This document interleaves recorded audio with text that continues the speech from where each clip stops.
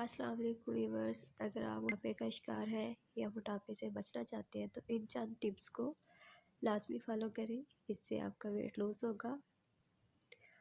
मीठे मशरूबात के बजाय पानी का इस्तेमाल करें।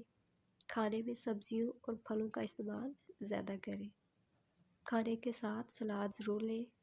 नमक का इस्तेमाल कम करें। खाना खाने के बाद ग्रीन टी 1 कप ज़रूर पिएं।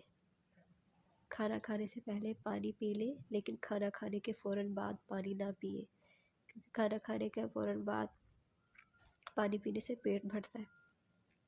चावलों का इस्तेमाल कम करें, क्योंकि चावल वज़न बढ़ाने का सबब बनते हैं। नहार मुँह 1 गिलास पानी में 1 चम्मच शहद और 1 नींबू का रस मिलाकर पिएं। खाना खाने के थोड़ी देर बाद पाक लाजमी करें। वीडियो को लाइक कर दें और चैनल को सब्सक्राइब कर दें। मिलते हैं इंशाल्लाह नेक्स्ट वीडियो में। अल्लाह हाफिज़।